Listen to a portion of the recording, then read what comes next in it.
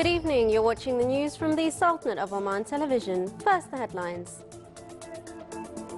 A car bomb explodes in the capital Sanaa, killing at least 2 people and wounding 6 others. Syrian insurgents say they have begun a campaign to capture full control of the divided city of Aleppo. And the Sultanate and Japan sign an agreement on promotion and mutual protection of joint investment.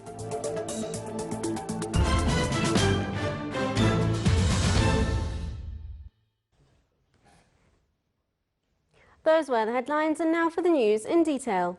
A car bomb exploded in front of a mosque in the capital Sanaa this afternoon, killing at least 2 people and wounding 6 others. The bomb targeted the Qabat al-Mahdi mosque in the old city of Sanaa. No group took immediate responsibility for the attack. On Wednesday, a series of Daesh group-claimed bombings in the capital killed at least 4 people and wounded 60. This comes as Saudi-led coalition airstrikes continue today, hitting the Sanaa International Airport and a nearby Air Force base. Warplanes also hit targets in Aden, Lahej, Jauf and Saada. The campaign aimed at pushing back Houthi rebels started on March 26th.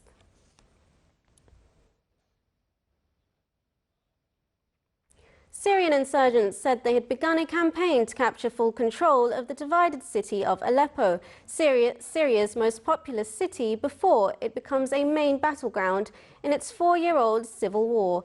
Video uploaded to social media purports to show a fighter firing a missile at a heavy machine gun owned by the regime, located in the Bachkoy fighting front in Aleppo's northern countryside. Flames and dark smoke can be seen rising from a building in the video. Another video appears to show the aftermath of an aerial bombing by the regime, which heavily damaged Al-Qatarji neighborhood in Aleppo. Neither side has been able to control Syria's main commercial hub since battle erupted there in 2012, turning its UNESCO-listed historic center into a ruin.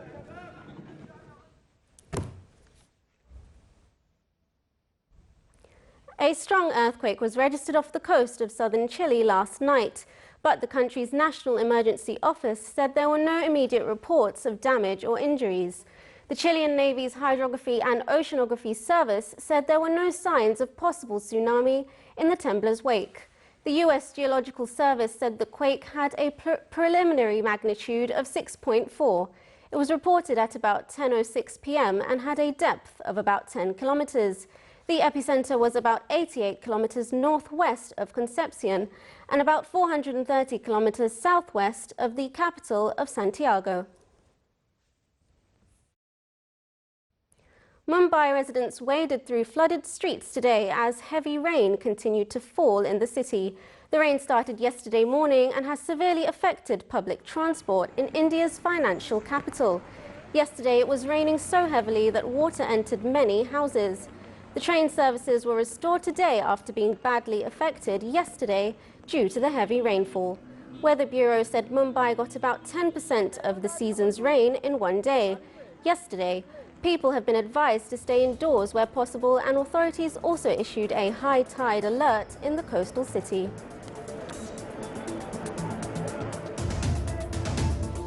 Still to come in our news bulletin. Finally, the announcement came from Jeb Bush that he is going to try to follow the footsteps of his father and big brother.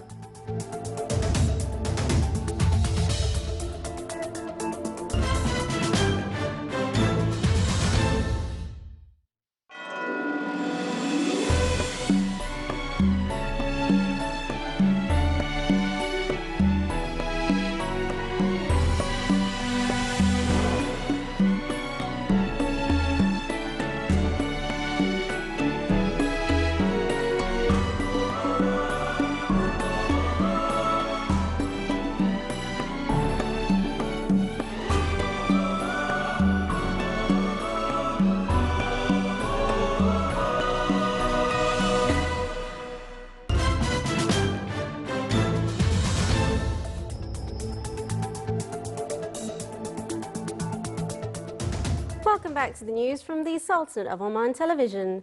The Sultanate and Japan signed an agreement in Tokyo for promotion and mutual protection of joint investment between the two countries. It aims to encourage Omani and Japanese businessmen and investors to invest in both countries through providing foundations and frameworks that may assist in stimulating and increasing commercial and investment activities, as well as starting a new phase of economic and commercial cooperation relations between them.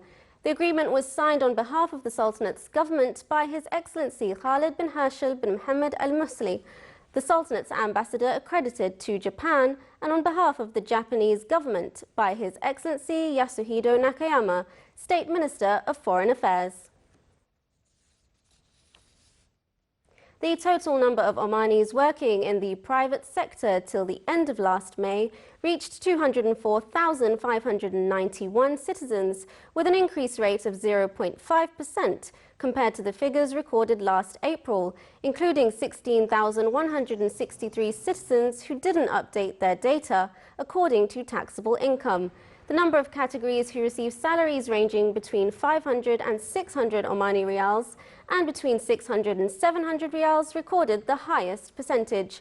The latest statistics issued by the National Centre for Statistics and Information indicated that the number of male Omani citizens working in the private sector reached 157,465, while the female citizens working in the private sector reached 47,126. A ceremony was held in the Wilaya of Sahar for the launch of Operation Centre of Traffic Safety Committee. The centre works to put all efforts and activities related to traffic safety awareness in an organised framework. The launching ceremony was presided over by His Excellency Sheikh Mohammed bin Saif Al-Lemki, Governor of North Baltana.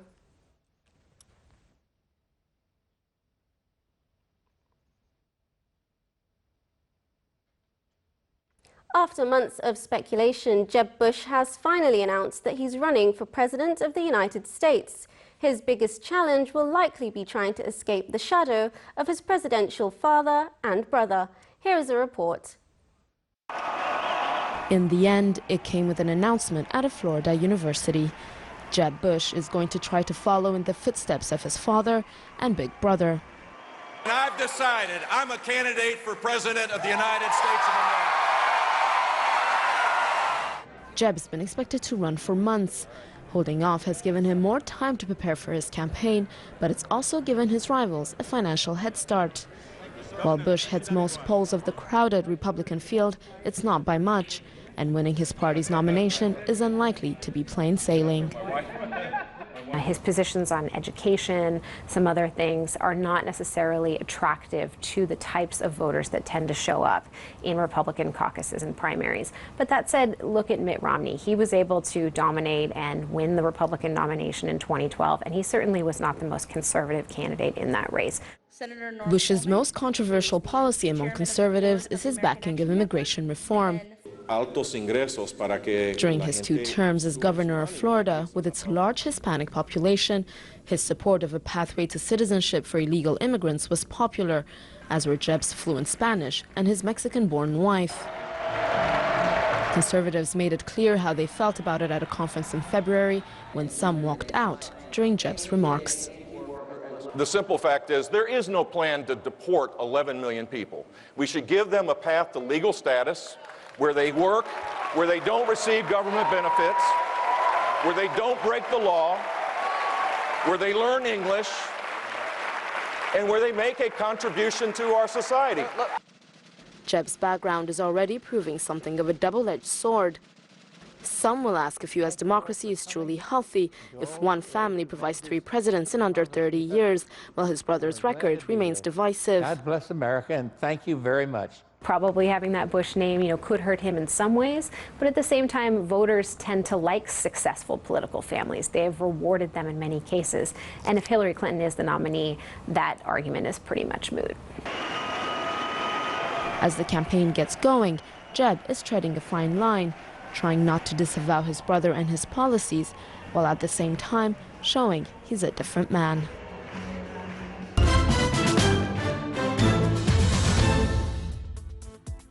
And now for the general weather forecast. Partly cloudy to cloudy skies will prevail over the coastal areas and the nearby mountains of the Governorate of Dhofar, with chances of intermittent drizzles. Rest of the Sultanate will have clear to partly cloudy skies with chances of scattered rainfalls towards the evening over the Hajar Mountains and nearby areas. Winds will be northeasterly to easterly light to moderate along the coast of Sea of Oman, while it will be northwesterly light to moderate along the rest of the Sultanate. Seas along the coast of Arabian Sea will be rough with a maximum wave height of 4 meters, and rest of the coast it will be slight to moderate with a maximum wave height of 1.5 meters.